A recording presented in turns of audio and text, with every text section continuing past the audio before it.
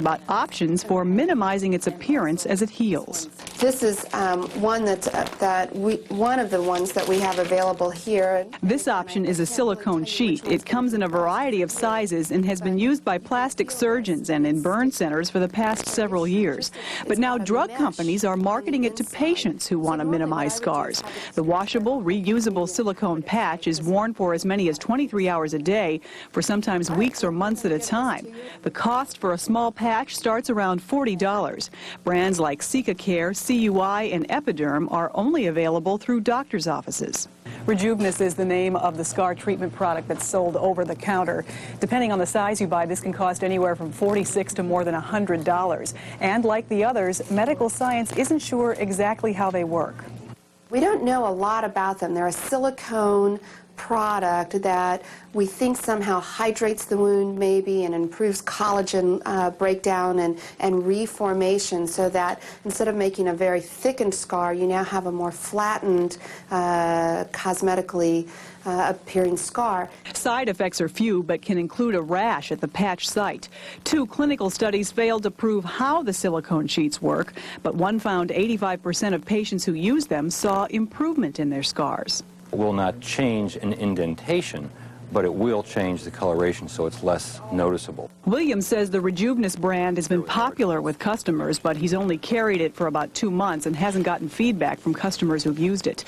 Dr. Glazer says patients may want to talk with a doctor about all of the scar treatment options available before deciding how to spend their money. We can also sometimes use various lasers to reduce the thickness or the colors of scars.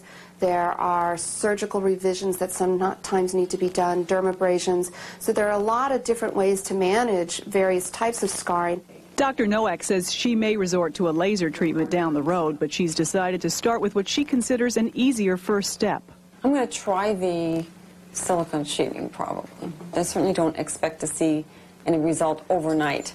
So I'd be willing to try it for several weeks, and then if I see a tiny improvement, I probably would be willing to continue. Kay Quinn, News Channel 5 cover story. The makers of the silicone sheets say they can be used on old or new scars, but Dr. Glazer believes the sooner a scar is treated, the better the outcome may be.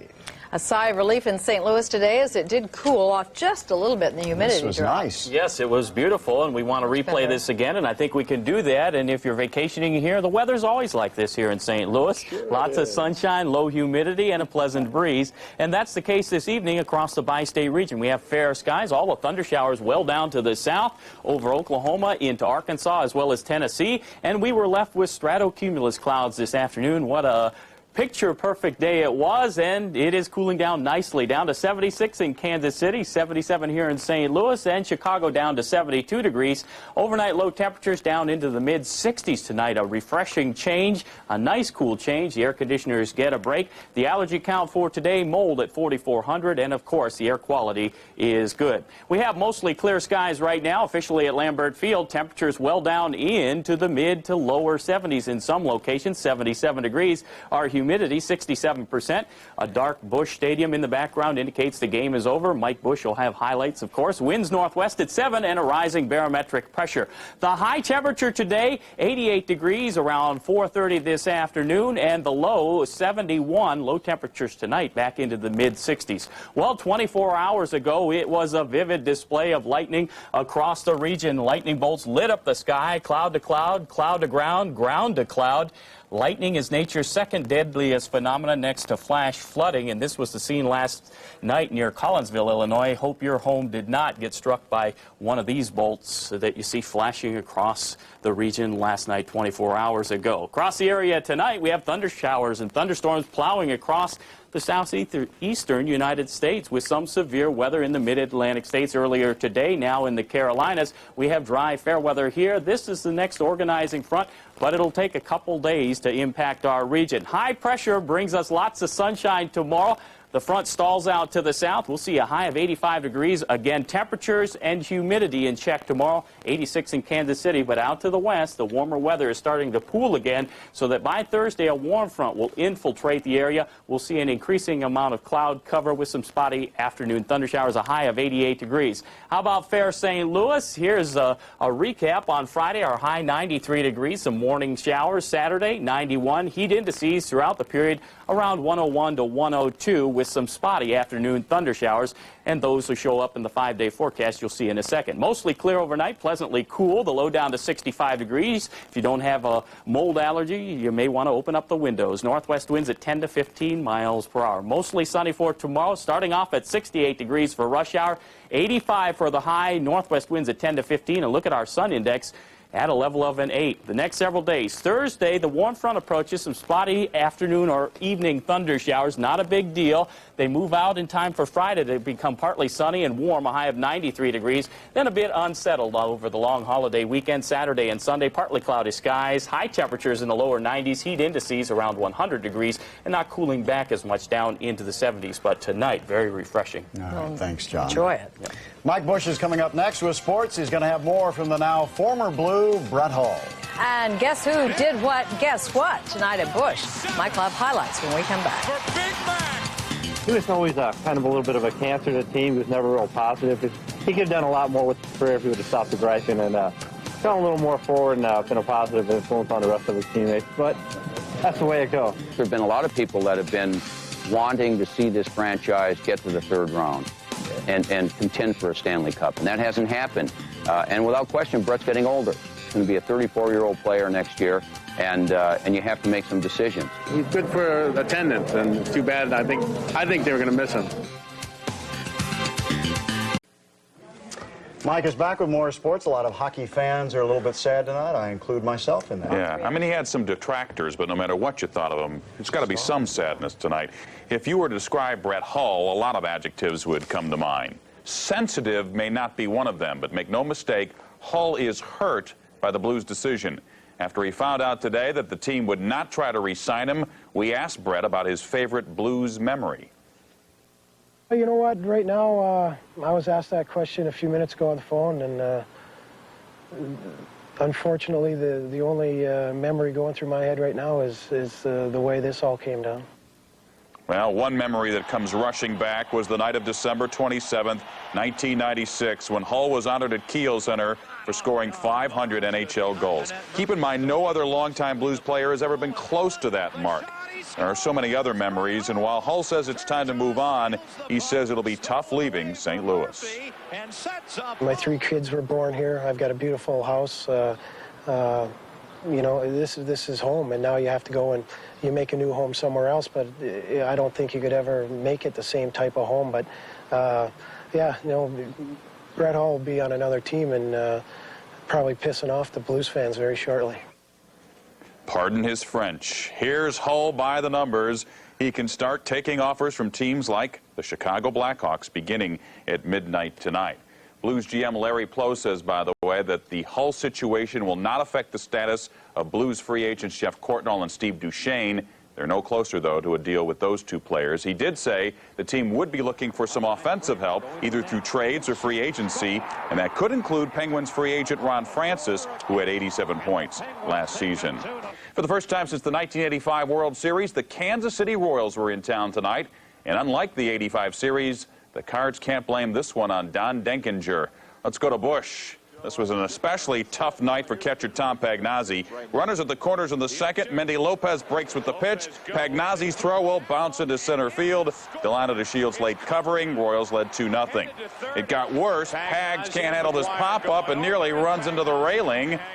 And later, Johnny Damon's backswing catches Pags in the head. What a night. It was 4-0 Royals in the 7th, but then Mark McGwire gets all of this one. Forget about it. Number 37 for Big Mac, tying the record for the most homers by the All-Star break. But that was a temporary oasis on this vast desert of Cardinal mediocrity. Rich Crawshaw with the 9th inning wild pitch. That'll bring in Jose Offerman. Royals led it 6-1. Cardinal fans hung around to see McGwire ground out in the 9th and then made a break for the exits. Kansas City wins it tonight. Final was 6-1. As we mentioned, McGwire ties Reggie Jackson for the most homers by a major leaguer before the All-Star game. Jackson, though, only hit 10 more the rest of the season. Cards now 10.5 behind Houston. At the World Cup, Argentina and England have carried a bitter feud for more than 30 years. Today, the feud was renewed, and the teams were tied, went to a shootout. With the shootout tied at 3, it's Robert Ayala with the goal. Argentina took a 4-3 shootout lead, and that left it up to David Beatty, England's last hope, but goalie Carlos Roa makes the save, and Argentina advances to the World Cup quarterfinals. The score is 2-2, 4-3 in the shootout. And at Wimbledon today, this is young Sebastian Grosjean. In his efforts to keep up with top-seeded Pete Sampras, he had to feel for him. He did give Sampras a battle. Sampras just too much, and he moves on to the quarterfinals, the only American male to do so. The score is 6-3, 6-4, 6-4. And as Bob Hope would say, Brett, thanks for the memories. Ron Sutter into Bassett, right into Brett Hall, a shot, he scores! Brett Hall! He's done it again! This time, thank you! And the Blues winning 5. You still get chills, and he will be missed. Yes, he will. Thanks, Mike. Sure. The Food and Drug Administration has approved a new medicine to treat migraine headaches. 24 million Americans suffer from migraines. The new drug, Maxalt, is a freeze-dried medicine that melts in your mouth. No water is needed. That's good news for people who are suffering from a migraine because they have trouble swallowing pills.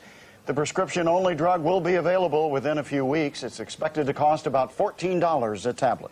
History-making 6,000 multiple births were recorded in the U.S. in 1996. That's a 19% jump from the previous year. The National Center for Health Statistics attributes the jump to fertility treatments and more older women having babies. Studies show older women are more likely to have multiple births. But the center cautions it also sees an increase in low birth weight babies among those twins, triplets, and more. And this can lead to serious developmental problems. Coming up, the Fair St. Louis weekend is about to take flight. But some children who can't attend were able to share in some of the thrills today. We'll have that story next. And John Fuller's back with a last look at that wind chill for tomorrow, right, John? Wind chill factor probably around 79 degrees. That will be just terrific. And already tonight, we're down into the low to mid 70s at all locations, from Alton at 77 degrees down to Chesterfield at 72, as well as Mount Vernon, and 73 degrees in Rolla. For wake-up time, sunrise, it'll be sunny with 65 degrees, partly to mostly sunny from noontime to late afternoon. High temperature around 85 degrees. And if you're making plans for the long holiday weekend, highs around 90 to 93 degrees, heat indices around 100, with just some spotty thunder showers Friday through Sunday. A big event downtown. You're right. Always heats up for the 4th. Thanks, John. And this year's Fair St. Louis is expected to bring more than 1 million people down to the riverfront this weekend. But some kids who would love to see the fair won't be able to because they're spending their time in the hospital.